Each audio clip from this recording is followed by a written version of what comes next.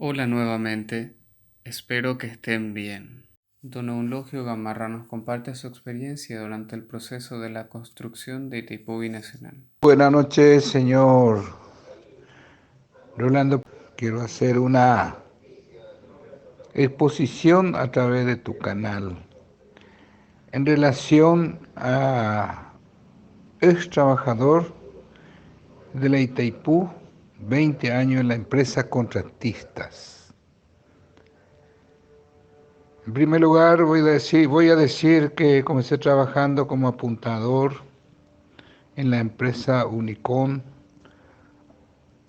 a fines del año 1975, en donde conviví con los primeros tiempos de la Itaipú Binacional en el campo, anotando a los personales que trabajaban en la máquina pesada, porque en aquel entonces no había todavía registro o reloj marcador de la presencia de los personales. En ese tiempo la Unicom no tenía personería jurídica todavía, entonces los paraguayos fuimos fichados nuevamente en la CBPO, porque la CBPO tenía personería jurídica, porque fue la empresa que construyó el Acaray 2 y la represa allá en el kilómetro 37, la represa de Iguazú. Entonces nosotros los paraguayos tuvimos que ser fichados de vuelta en la CBPO, por lo que Unicom aún no tenía la personería jurídica en el Paraguay. Trabajar en el campo en aquella época era compartir con la intemperie, con la lluvia, con el frío, con el sol, de día y también de noche. Era la época en que se hacía la limpieza para lo que más tarde va a ser la sede de la usina hidroeléctrica de Itaipú.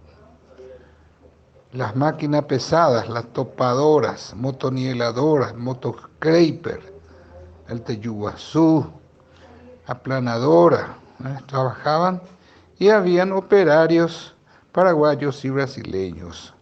Todos hacían el mismo trabajo y estábamos a la intemperie. Y más terrible era el frío, la llovizna, la niebla, los barros cuando llovía. Era, ese era el panorama que se vivía en los primeros tiempos, desde fines del 75 hasta mediados de 1976, en que salí de la empresa Unicom y se instalaba Conempa en la margen derecha, también para hacer los trabajos que correspondían como consorcio paraguayo consorciado.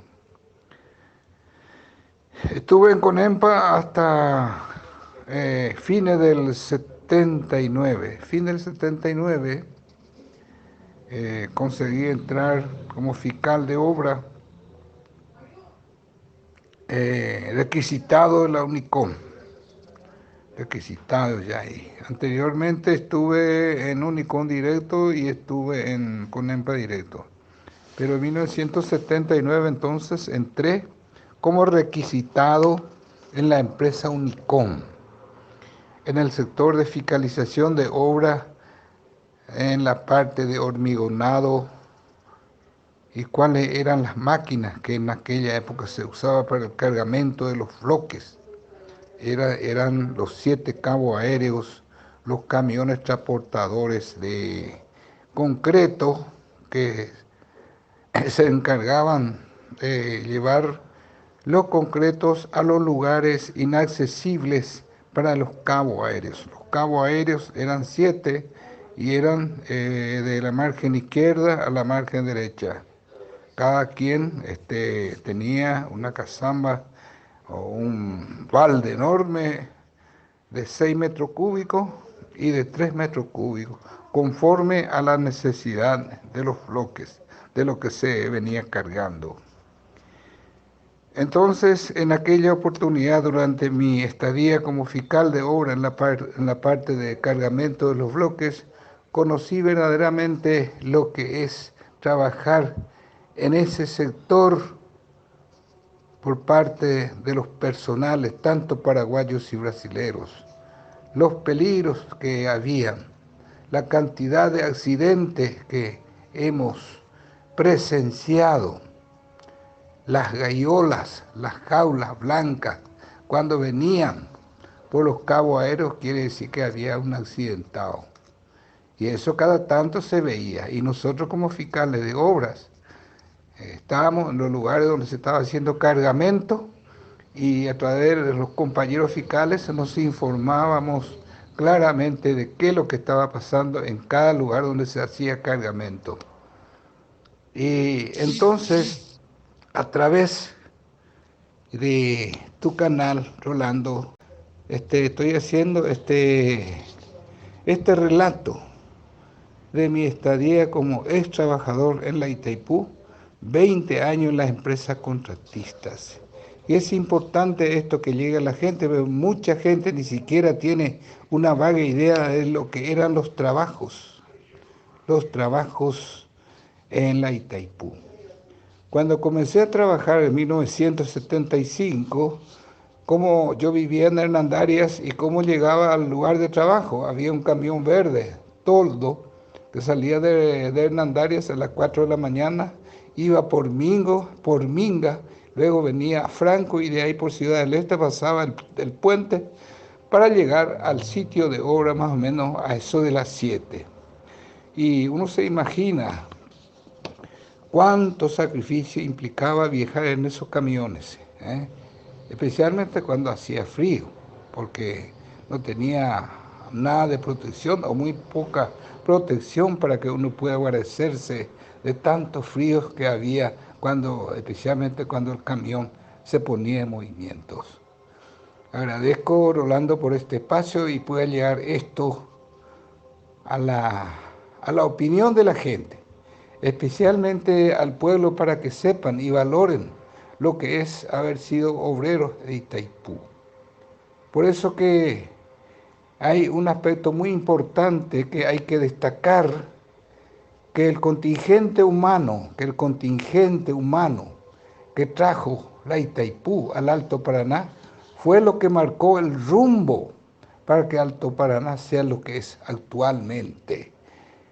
Y verdaderamente los ex trabajadores de la Itaipú son héroes, porque sin esos trabajadores que hoy actualmente son ex trabajadores, no se hubiera tenido esa fuente de riqueza de lo que el Paraguay se enorgullece actualmente, dando mucho dinero, muchos recursos a nuestro país actualmente.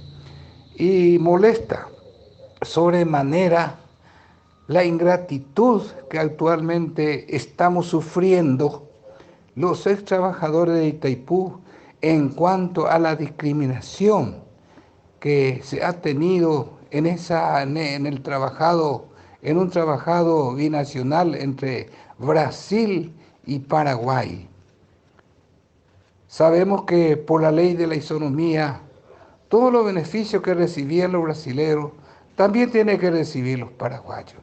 Pero ¿qué pasa? Los beneficios que recibían los brasileros, como había mencionado el compañero Gregorio Areco, era solamente, de acuerdo a la información que él mismo había dicho, era solamente para los brasileros y no para los paraguayos.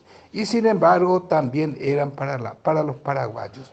Y actualmente que se está reclamando esto, molesta que nuestras autoridades no respondan y no defienden a sus connacionales ante la violencia, ante la violación de los derechos laborales en una empresa binacional que ha trazado su norma, su ley, su manejo a través del protocolo laboral de Itaipú.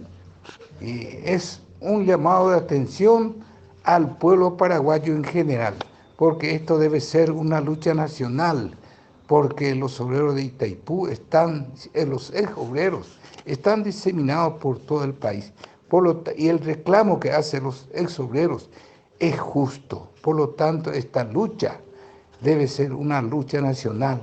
Y ojalá que las autoridades que están actualmente tengan ese sentimiento de solidaridad y sean solamente representantes defendiendo a sus connacionales para que esa violación laboral sufrida en el tiempo en que estábamos trabajando en la Itaipú sea actualmente compensada y se le pague lo que están reclamando actualmente.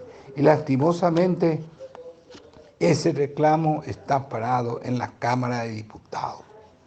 Parece que esa gente se muestran indiferentes, se muestran que no sabe, pero lo que yo digo y lo que creo que es simplemente al solo objeto de confundir a la gente, se manifiestan de esta forma.